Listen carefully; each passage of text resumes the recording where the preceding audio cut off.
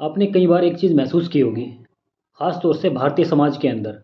ये जो हमारा मतलब भारत के आस-पास की जो कंट्रीज़ हैं, वो ज़्यादातर किस चीज़ पर ज़ोर देती हैं? मैंने एक वीडियो बनाई थी जिसमें बोला था कि आपके माता-पिता नहीं चाहते कि आप जीवन में आगे बढ़ें और वो आपको गुलाम बनाना चाहते हैं। ये मैंने वीडियो बनाई थी, ये फैक्ट है।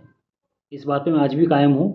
लेकिन आप इस चीज़ को गौर कीजिएगा कि भारतीय समाज के अंदर आप आस-पास देखेंगे कि गाने भी इसी तरह से डिज़ाइन किए जाते हैं, जो आपके ब्रेन को बार-बार क्लिक करती रहें। आपके ब्रेन को बार-बार ये मैसेज देती रहे कि आपको गुलाम बनना है। फॉर एग्ज़ाम्पल, हमारी गली में एक 2-4 दिन में एक माँगने वाला आता है भीख। उस स्पीकर में उसका चलता रहता है कि अपने माँ-बाप का तो दिल ना दुखा, इस टाइप से। तो इनडायरेक्टली वो ये कहना चाहते हैं कि आपको अपने माँ-बाप का गुलाम बनना है। तो इसीलिए कहते हैं अमेरिका में जाइए आप, रशिया में जाइए, ऑस्ट्रेलिया में जाइए, वहाँ पर तो इस तरह की आपको नज़्म या कव्वालियाँ सुनने को मिलेंगी ही नहीं या भजन सुनने को मिलेंगे ही नहीं, जो कि ये कहते हो कि अपने माँ-बाप का तो दिल ना दुखा। क्योंकि आपके ब्रेन को जो मैसेज दिया जाता है ना, आपका ब्रेन उसी तरह से काम करता है। ऐसी परवरिश की जाती है, आपके दिमाग के अंदर डाल दिया जाता है कि आपको गुलाम बनना है। आपको गुलाम बनाने के लिए ही प्रैक्टिस कराई जाती है। आपको स्टडी भी उसी तरीके से कराई जाती है। जो किताबें होती हैं साइकोलॉजी की जो किताबें होती है, वो किताबें आपको पढ़ाई ही नहीं जाती जिससे कि आप ह्यूमन साइकोलॉजी को समझ सकें।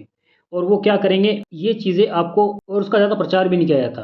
फॉर एग्ज़ाम्पल मैं बताऊँगा, आप 12th कर लेंगे, 12th करने के बाद ग्रेजुएशन में जब जाएँगे, ग्रेजुएशन में अगर आप साइकोलॉजी सब्जेक्ट लेना चाहते हैं, तो ही आप उस चीज़ को समझेंगे। लेकिन एक कंपल्सरी सब्जेक्ट, जहाँ तक मैंने अनुभव किया है, कि साइकोलॉजी को एक कंपल्सरी सब्जेक्ट होना चाहिए। साइकोलॉजी और सोशियोलॉजी क्लास 6 के बाद ही इसको स्टार्ट कर देना चाहिए, जिससे कि ह्यूमन साइकोलॉजी का पता लगे, लोगों का दिमाग डेवलप हो और लोगों की सोचने समझने की क्षमता बढ़े।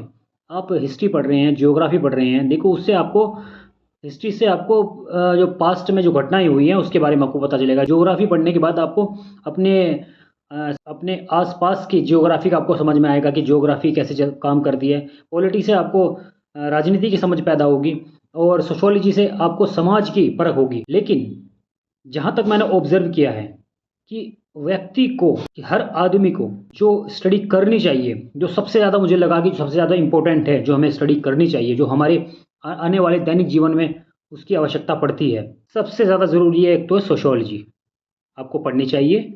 दूसरे नंबर पे आती है साइकोलॉजी। ये सब्जेक्ट आपको मेंटली स्ट्रांग बनाते हैं। समाज शास्त्र, सोशियोलॉजी, आपको समाज की परख बताता है, समाज कैसे काम करता है, समाज में कैसा व्यवहार रखना है, समाज के लोग किस तरह से काम करते हैं, उसकी समझ आएगी।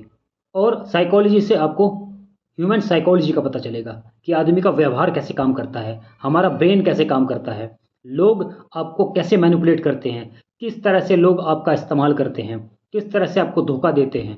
डार्क साइकोलॉजी से आपको ये चीज़ें समझ में आएंगी। साइकोलॉजी जिस दिन आपको समझ में आनी शुरू हो जाएगी, तो आपका ब्रेन बूस्ट होना शुरू होगा और फिर आप जीवन में बड़े बड़े डिसीजंस क्विक लेना शुरू कर देंगे। क्योंकि आप जहाँ भी किसी भी शादी में जाएँगे, किसी भी आदमी से अगर आप मिलेंगे, तो आपको एकदम समझ में आ जाएगा कि ये व्यक्ति आपसे क्यों मिलने के लिए आया है। उसके 2 शब्द बोलते ही आप समझ जाएँगे कि ये व्यक्ति मेरे पास क्यों मिलने के लिए आया है। आखिर ये क्या चाहता है? तो उससे एक तो आपको धोखा मिलने के चांसेस सबसे कम हो जाएँगे, जब आप साइकोलॉजी पढ़ना शुरू कर देंगे। समाजशास्त्र प्लस साइकोलॉजी, ये 2 चीज़ें इतनी पावरफुल सब्जेक्ट्स हैं।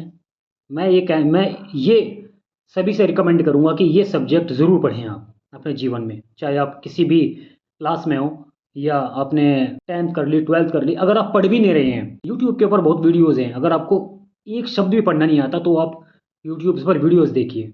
मैं साइकोलॉजी के ऊपर वीडियोज़ डालता रहता हूँ। मैंने पहले बहुत हिस्ट्री की भी स्टार्टिंग, मैंने पॉलिटिकल साइंस पढ़ाने से शुरू किया और फिर मैंने हिस्ट्री के कुछ क्वेश्चंस पढ़ाने शुरू किए। मैंने प्रैक्टिस सेट भी कराने शुरू किए। लेकिन फिर जब मैंने समाजशास्त्र पढ़ना शुरू किया, फिर साइकोलॉजी पढ़नी शुरू की, वाक़ई में दिमाग के तार खुल जाते हैं। जब आप इन चीज़ों को पढ़ते हैं, आपको समझ होगी और उसके साथ-साथ आपको दार्शनिकों का, उसके अंदर भी आपको कुछ साइकोलॉजिस्ट के बारे में पता चलेगा, उनके थिंकिंग प्रोसेस क्या था। वर्ल्ड के जो साइकोलॉजिस्ट हैं, समाजशास्त्री हैं, उनके बारे में आपको समझ में आएगा कि उनका सोचने का तरीका क्या था। आखिर समाज कैसे चल रहा है। समाज के अंदर जो लोग आज इतने परेशान हैं, उन्हें 30-40 साल की उम्र में जाके पता चलता है कि हाँ, समाज ऐसे काम करता है। और किसी भी व्यक्ति के द्वारा मैनिपुलेशन अगर आपको किया जा रहा है, तो उससे आपको कैसे बचना है। ये समझ में आएंगी आपकी चीज़ें, तो अपने बच्चों को पढ़ाइए। मैं ये नहीं कह रहा कि आप physics chemistry mathematics and biology ना पढ़ाएं। अगर आपके बच्चे का इंटरेस्ट है फिजिक्स केमिस्ट्री बायोलॉजी पढ़ने का तो उसको फिजिक्स केमिस्ट्री बायोलॉजी पढ़ाइए, लेकिन उसके साथ बहुत ज़्यादा ज़रूरी है सोशोलॉजी और साइकोलॉजी का पढ़ना। दिमाग खुल जाएगा, क्योंकि पेरेंट्स क्यों रिकमेंड नहीं करते। तो सीधी बात मैं वही कहना चाहता हूँ कि गुलाम बनाना चाहते हैं, क्योंकि अगर उन्होंने सोशोलॉजी पढ़ ली तो समाज को जान जाएंगे। साइकोलॉजी पढ़ ली तो वो इस बात को भी समझ जाएंगे कि हमारे परिवार के सदस्य, समाज के लोग किस तरह से हमें मैनिपुलेट कर रहे हैं, ये समझ आ जाएगी। आपको लाखों लोगों से अलग हटा देगी, आपके सोचने समझने की क्षमता बिल्कुल अलग हो जाएगी। आपको समझ में आएगा कि 99% जो पॉपुलेशन है आपके आसपास की, आपकी कंट्री की, वो भेड़ चाल चल रही है। आपका सोचने समझने का तरीका बिल्कुल बदल जाएगा, बिल्कुल। सोशोलॉजी और साइकोलॉजी पढ़ के और प्लस दार्शनिकों को पढ़ के। मैं आपको दिखाता हूँ, देखिए मेरे पीछे ये कुछ बुक रखी है। मैं आचार्य रजनीश ओशो की, ये देखिए यहाँ पर किताब रखी है।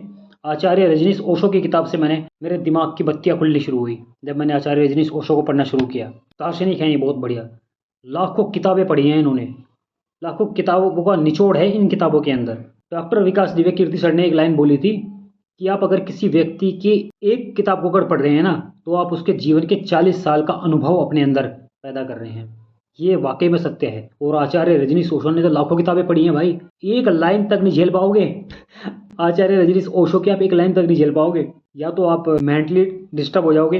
अगर आपने अपने आप को संभाल लिया तो इतना स्ट्रांग माइंडेड आप बनेंगे, आपको कोई मैनिपुलेट नहीं कर पाएगा। ऐसी ऐसी तर्क दिए गए हैं। तो आगे बढ़ना है तो यही मैं आपको कहना चाहूँगा कि education is the most powerful weapon in the world. ये ज़रूरी है, लेकिन इसके अंदर मैं अपनी तरफ से एक बात ऐड ऑन करना चाहूँगा। एजुकेशन ये नहीं कि आप कुछ भी कचरा किताबें पढ़ें, ऐसी किताबें पढ़ें जिससे कि आप दिमाग विकसित हो। जहाँ तक मैं ऑब्जर्व कर रहा हूँ ना, ये हमारे जो पढ़ाया जा रहा है फर्स्ट क्लास से लेकर के 12th क्लास तक या ग्रेजुएशन तक, जो भी सब्जेक्ट्स हमें पढ़ाए जा रहे हैं, उसमें से धीरे धीरे आपने देखा होगा सिलेबस कम किया जा रहा है। क्यों कम किया जा रहा है, समझ रहे हो ना? बाकी आप समझदार हो। अब कम सिलेबस होगा तो बच्चे कम पढ़ेंगे। सिलेबस कम करने से क्या होगा भाई, ये समझ नहीं आ रहा मुझे।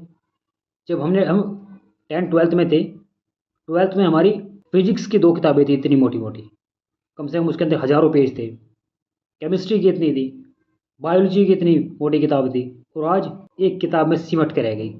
इतनी सी किताब के अंदर तीनों सब्जेक्ट आ रहे हैं। तो ऐसे बच्चे, अब क्या है कि 12th बच्चे फिजिक्स केमिस्ट्री बायोलॉजी से कर रहे हैं, तो उन्हें नीट की तैयारी करनी है। नीट की तैयारी के लिए उन्हें फिर वही किताबें पढ़नी पड़ेंगी सारी। क्या चल रहा है भाई? खैर, आपको जो भी स्टडी करनी है उसको कीजिए, लेकिन उसके साथ ये 2 मैंने किताबें बताई हैं, इसको आप ज़रूर पढ़िए। आपको ज़रूरत पड़ेगी ही पड़ेगी ये पढ़ने की। अगर लाइफ में कुछ बड़ा करना है तो ये किताबें पढ़िए। किताबें नहीं कहूँगा, सब्जेक्ट्स पढ़िए।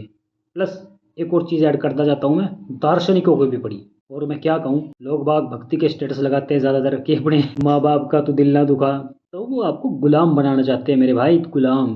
बाकी आपकी मर्जी है, आपको गुलाम बनना है या मालिक या राजा बनना है। ओझा सर जो बोलते हैं ना कि मिडिल क्लास का आदमी राजा बनने के लिए ही पैदा हुआ है, ये साइकोलॉजी होती है, साइकोलॉजी। मैं भी कई बार उसका समझ में आया, मैंने कहा यार कुछ भी उक्का तुक बोल देते हैं यार, मिडिल क्लास का आदमी राजा बनने के लिए आया है, पैदा हुआ है।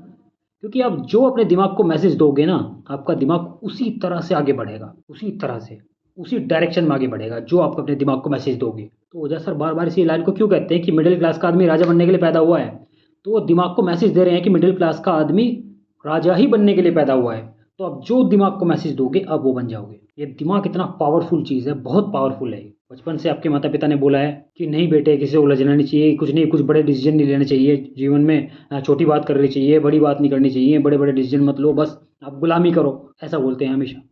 मत करो भाई, बड़े डिसीजन लो और दिमाग को डेवलप करो। अगर कोई आपको लगता है कि आपको डिस्टर्ब कर रहा है आपके एजुकेशन में या आपके करियर के बीच में, कोई भी आ रहा है, आपका रिश्तेदार है, आपका भाई है, आपके माता पिता हैं, कोई भी है, भाई छोड़ दो उनके, वो क्विक एकदम छोड़ दो। आपके करियर के बीच में आ रहा है, एक झटके में छोड़ दो भाई, एक झटके में, क्योंकि वो आपके दिमाग को मेंटली डिस्टर्ब करेंगे। और अपने दिमाग को डिस्टर्ब होने मत दो, बिल्कुल भी, किसी भी कीमत पर डिस्टर्ब मत होने दो। आगे बढ़िए, अपने बारे में सोचिए, कोई काम नहीं आएगा। अगर आप पैसा भी नहीं कमा रहे होंगे ना कुछ जीवन में, तो आपके माता पिता भी आपको छोड़ देंगे, आपके साथ डिस्क्रिमिनेशन होना शुरू हो जाएगा। समझिए इस बात को। बाकी मैं तो इतना ही कहना चाहूँगा। Thanks for watching.